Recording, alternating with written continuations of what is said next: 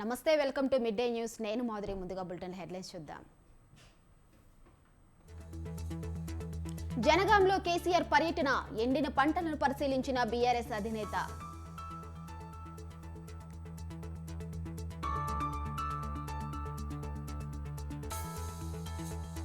పిఠాపురంలో రెండో రోజు పవన్ ఎన్నికల ప్రచారం, శ్రీవల్లభ దత్తాత్రేయుని దర్శించుకోనున్న జనసేనాని.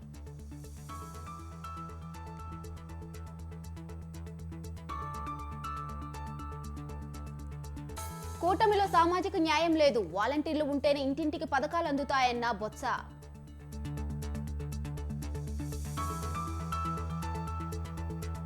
కాంగ్రెస్ లోకి కడియం శ్రీహరి, కావ్య కండువా కప్పి పార్టీలోకి ఆహ్వానించిన దీపాదాస్ మున్షి.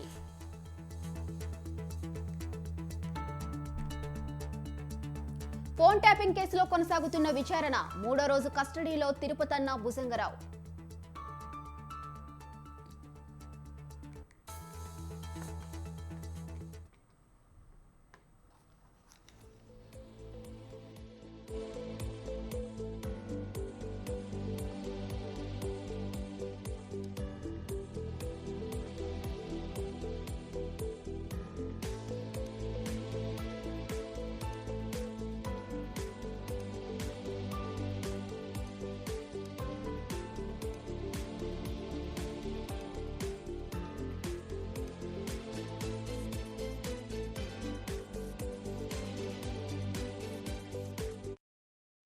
బ్రేకింగ్ చూస్తున్నాం. ఢిల్లీ సీఎం అరవింద్ కేజ్రీవాల్ అరెస్టుకు వ్యతిరేకంగా దేశ రాజధానిలో ఇండియా కూటమి మెగా ర్యాలీ నిర్వహిస్తుంది.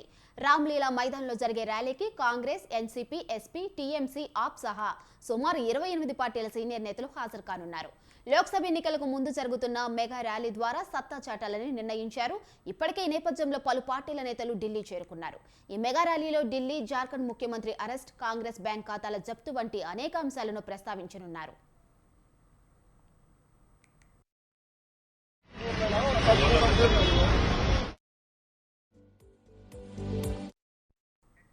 ఇక ఈ ర్యాలీలో ఏఐసీసీ అధినేత మల్లికార్జున్ ఖర్గే, పార్టీ సీనియర్ నేతలు రాహుల్ గాంధీ, సోనియా గాంధీ, ఎన్సీపీ అధినేత శరద్ పవార్, ఉద్దవ్ ఠాక్రే, అఖిలేష్ యాదవ్, తేజస్వి యాదవ్, భగవంత్ మాన్, చంపై సోరెన్, మమతా బెనర్జీ ప్రతినిధులు పాల్గొంటారని ఆప్ నేత గోపాల్ రాయ్ తెలిపారు. డీఎంకే ఎంపీ ఫరూక్ అబ్దుల్లా, వామపక్షాల ప్రముఖ నేతలు కూడా హాజరు కానున్నారు. అదేవిధంగా అరవింద్ కేజ్రీవాల్ భార్య సునీత కేజ్రీవాల్ కూడా రామ్లీలా మైదాన్లో జరగనున్న ఇండియా అలయన్స్ ర్యాలీలో పాల్గొనున్నారు.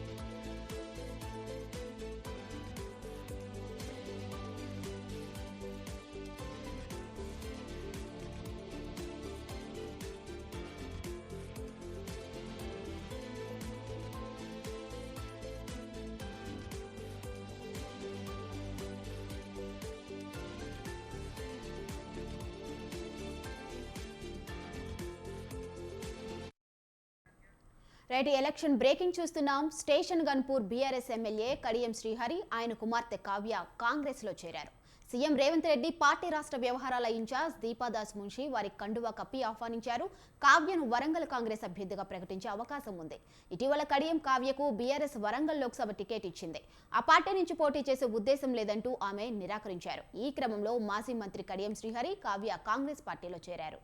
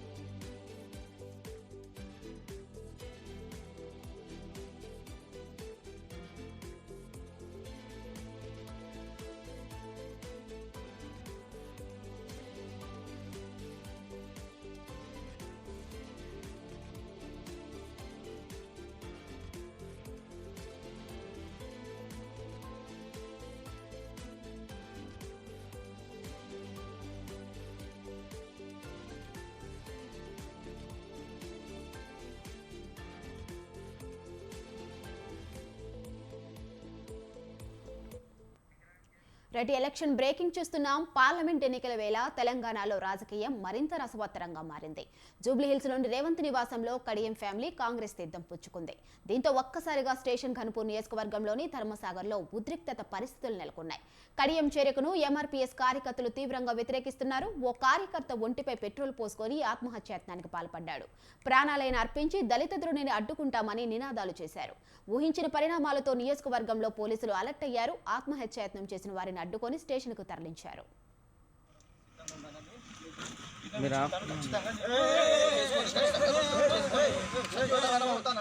కడియం శ్రీహరి కూతురు కావ్యకు కానీ కడియం కానీ టికెట్ ఇచ్చినట్లయితే తీసుకోవడానికి సిద్ధంగా ఉండాలని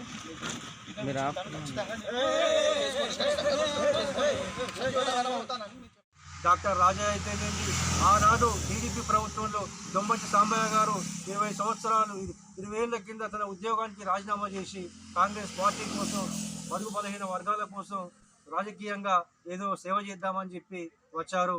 అయినను కూడా పుట్టన పెట్టుకొని టీడీపీ పార్టీలో పాతాళాలకు దొక్కితే ఇప్పటి వరకు కూడా సాంబన్న కోలుకోలేని పరిస్థితి. ఇప్పుడు ఉన్నటువంటి పరిణామాలలో కాంగ్రెస్ పార్టీ గెలుపు కోసం కృషి చేసినటువంటి సాంబయ్యకు టికెట్ ఖరారవుతున్న సందర్భంలో మళ్ళీ కడియం శ్రీహరి గారు తన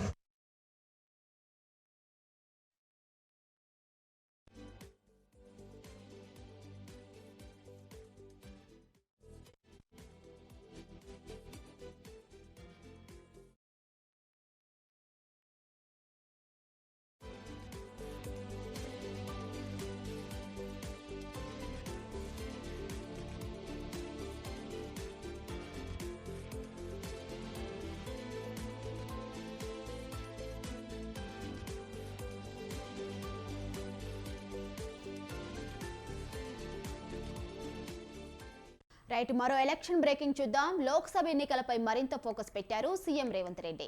గెలిపే లక్ష్యంగా పావులు కదుపుతున్న ఆయన జహీరాబాద్ పార్లమెంటు నియోజకవర్గం ముఖ్య నేతలతో సమావేశమయ్యారు. ఈ భేటీలో ఎన్నికల వ్యూహాలపై హస్తం నాయకులకు దిశానిర్దేశం చేశారు రేవంత్. ఈ సమావేశంలో మంత్రి దామోదర్ రాజనరసింహ, ప్రభుత్వ సలహాదారు షబ్బీర్ అలీ, జహీరాబాద్ ఎంపీ అభ్యర్థి సురేష్ షెట్కార్, ఎమ్మెల్యేలు, ముఖ్య నాయకులు పాల్గొన్నారు.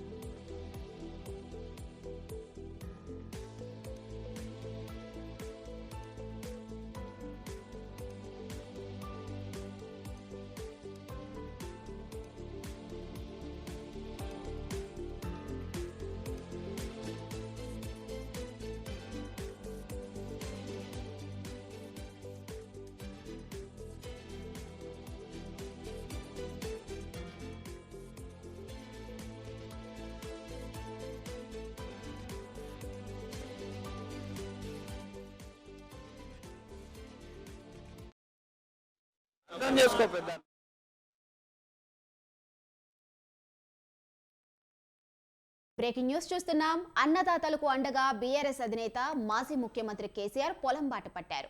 టూరులో భాగంగా సాగునీరందక ఎండిపోయిన పంటలను పరిశీలించి రైతులను పరామర్శించనున్నారు.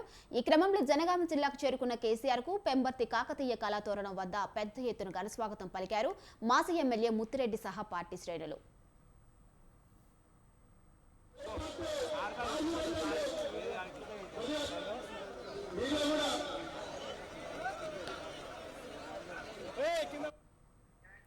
ఎక్స్క్లూసివ్ విజువల్స్ చూస్తున్నాం. అన్నదాతలకు అండగా బీఆర్ఎస్ అధినేత మాజీ ముఖ్యమంత్రి కేసీఆర్ పొలం బాట పట్టారు. టూరులో భాగంగా సాగునీరందుక ఎండిపోయిన పంటలను పరిశీలించి రైతులను పరామర్శించనున్నారు. ఈ క్రమంలో జనగామ జిల్లాకు చేరుకున్న కేసీఆర్ కు పెంబర్తి కాకతీయ కళాతోరణం వద్ద పెద్ద ఎత్తున ఘనస్వాగతం పలికారు మాజీ ఎమ్మెల్యే ముత్తిరెడ్డి సహా పార్టీ శ్రేణులు. ఇక ఇదే అంశంపై మరింత సమాచారం మా రిపోర్టర్ సుధాకర్ ఫోన్లో అందిస్తారు. చెప్పండి సుధాకర్. Thank you. తెలంగాణ అధినేత కేసీఆర్ మనకి ఇప్పుడే ఒక 2 నిమిషాల క్రితమే ఇక్కడ దేవరపల్లి మండలం సంబంధించిన దారావత్ తండాకు సంబంధించి ఇక్కడికి రావడం జరిగింది. ఇప్పుడు ఇక్కడ ఉన్న ఈ యొక్క పంట పొలాలను ఏదైతే వరి ఎండిపోయిన పంట పొలాలు ఉన్నాయో వీటిని పరిశీలించడానికి అతని యొక్క బృందం రావడం జరిగింది. దీనికి సంబంధించి పూర్తిగా చూస్తే ఈ రోజు ఉదయం ఫామ్ హౌస్ నుంచి బయలుదేరి అక్కడి నుంచి జనగం రావడం జరిగింది. జనగం నుంచి జనగంలో ముత్తిరెడ్డి యాదగిరి, దాంతో పాటు స్థానికంగా ఉన్న ఎమ్మెల్యే పల్లా రాజేశ్వరరెడ్డి ఆధ్వర్యంలో పెద్ద ఎత్తున స్వాగతం పలకడం జరిగింది. ఆ నుంచి నేరుగా దేవరపల్లి మండలం రావడం జరిగింది. దేవరపల్లి మండలం నుంచి ఇక్కడ నుండి దేవరపల్లి ఇక్కడ చూసుకున్న తర్వాత నేరుగా సూర్యాపేట, నల్గొండ డిస్ట్రిక్ట్ వెళ్ళి అక్కడ కూడా కొన్ని పరిశీలించేవి ఉన్నాయి. దాన్ని పరిశీలించిన తర్వాత ఈ యొక్క ధారావత్ తండాకు సంబంధించిన ధర్మపురం గ్రామంలో కూడా ఎండిపోయిన పంట పొలాలను మొత్తం పూర్తి స్థాయిగా పరిశీలించి యొక్క రైతులతో పాటు మాట్లాడతారని చెప్పడం జరుగుతుంది. ఈ యొక్క అక్కడ ఉన్న ఏవైతే ఇప్పుడు మనం చూడొచ్చు విజువల్స్ లో కూడా అక్కడ బోర్బాయ్ ఏవైతే బోర్లు వేస్తారో అక్కడ బోర్లను కూడా పరిశీలించడం జరుగుతుంది. ఈ యొక్క బోర్లను పరిశీలించిన తర్వాత కొంచెం ముందుకు వచ్చిన తర్వాత ఇక్కడ ఎండిపోయిన పొలాలు ఉన్నాయి. ఈ యొక్క ఎండిపోయిన పొలాలను కూడా మొత్తం క్షుణ్ణంగా వచ్చి పరిశీలించడం జరుగుతుంది. ఈ యొక్క పొలాలను పరిశీలించిన తర్వాత దీనికి సంబంధించి ఎలా అయింది, ఎందుకు అవుతుంది, గతంలో ఉన్నప్పుడు కెనాల్ వాటర్ కూడా ఇక్కడ కాలువల ద్వారా మొత్తం వచ్చి 3 పంటలు పండాయని చెప్పి ఇక్కడ ఉన్న రైతులు కూడా చెప్పడం జరుగుతుంది. ఇప్పుడు కాంగ్రెస్ గవర్నమెంట్ వచ్చి 100 రోజులైన తర్వాత కూడా ఇక్కడ వరకు వీరికి ఎలాంటి నీరు కానీ ఎలాంటి అందకపోవడంతో పాటు యొక్క పంటలు మొత్తం ఎండిపోయినా అని చెప్పడం జరుగుతుంది. ఇదే క్రమంలో చూస్తే సుదీర్ఘ ప్రాంతంలో చూసినప్పుడు ఇక్కడ మొత్తం బీఆర్ శ్రేణులతో నిండి ఉంది. ఈ యొక్క ప్రాంతంలో ఎర్రబెల్లి దయాకర్ ఆధ్వర్యంలో ఒక కార్యక్రమం నిర్వహించడం జరుగుతుంది. దయాకర్ కూడా ఉదయం నుంచి కూడా ఉండి ఇక్కడ అన్ని మొత్తం ఇక్కడ ఉండి క్షుణ్ణంగా పరిశీలించడం జరుగుతుంది. ఇక్కడికి వచ్చిన ప్రతి ఒక్కరికి కూడా ఒకటే చెప్తున్నారు, పంటలు మొత్తం ఎండిపోయినాయి, రైతులకు సరైన నష్టపరిహారం కట్టియాలి, ఎకరానికి ఇంత అని చెప్పడం జరుగుతుంది. ఇదే క్రమంలో చూస్తే రానున్న రోజులలో కూడా నీరు అందక రైతులు ఇబ్బంది పాలవుతున్నారని చెప్పడం జరుగుతుంది. గత కొద్ది రోజులను చూస్తే ఇటు కాళేశ్వరంలో ఎప్పుడైతే డ్యామ్ ప్రాబ్లం జరిగిందో అప్పటి నుంచి కూడా ఈ యొక్క ఏరియా ప్రాంతానికి కూడా నీరు రాకపోవడంతో పాటు ఇట్లాంటి పరిస్థితి ఎదురవుతుంది. గతంలో బీఆర్ఎస్ ప్రభుత్వం ఉన్నప్పుడు రైతులు 2-3 పంటలు పండించేవారు, కానీ ఇప్పుడు ఒక పంటకు కూడా సరైన నీరు అందించకపోవడంతో పాటు ఇలాంటి పరిస్థితులు ఎదుర్కొంటున్నారని చెప్పడం జరుగుతుంది. రైతులకు ఎలాంటి ఇబ్బందులు కలగకుండా ఉండాలని చెప్పేసి రైతులను తక్షణమే ప్రభుత్వం ఆదుకోవాలని చెప్పి కూడా ఈ యొక్క దీంట్లో భాగంగా ఇప్పుడు రైతులను ఉద్దేశించి మాట్లాడనున్న కేసీఆర్ కూడా అదే చెప్పబోతున్నారని చెప్పి చెప్తున్నారు ఇక్కడ కొంతమంది నాయకులు. ఎందుకంటే వీరికి సంబంధించి ఎలాంటి ఇబ్బందులు కూడా ఉండకుండా ఉండాలి, రైతులు ఉంటే మనం సుభిక్షంగా ఉంటాము, రైతే రాజు, రైతే దేశం నాయకుడు అని చెప్పి ఉద్దేశంగా మాట్లాడడం జరిగింది. దీని ప్రకారంగా చూస్తే ఇప్పుడు ఇక్కడ ఉన్న మొత్తం ఈ యొక్క పంట పొలాలను కూడా కేసీఆర్ మొత్తం దగ్గర ఉండి ఎట్లా ఎండిపోయినాయి అని చెప్పేసి రైతులకు సంబంధించిన రైతుల యొక్క కష్టాలను కూడా తెలుసుకుంటున్నారు. ఎందుకంటే వీరికి సరైన గిట్టుబాటు ధర కూడా రావట్లేదని చెప్పేసి రైతులు ఆవేదన వ్యక్తం చేయడంతో పాటు వారు చెప్పే మాటల ప్రకారంగా మరి ఇక్కడ ఎలాంటి ఉద్దేశం మాట్లాడతారో వేచి చూడాల్సిన పరిస్థితి ఉంది. Thank you Sudhakar.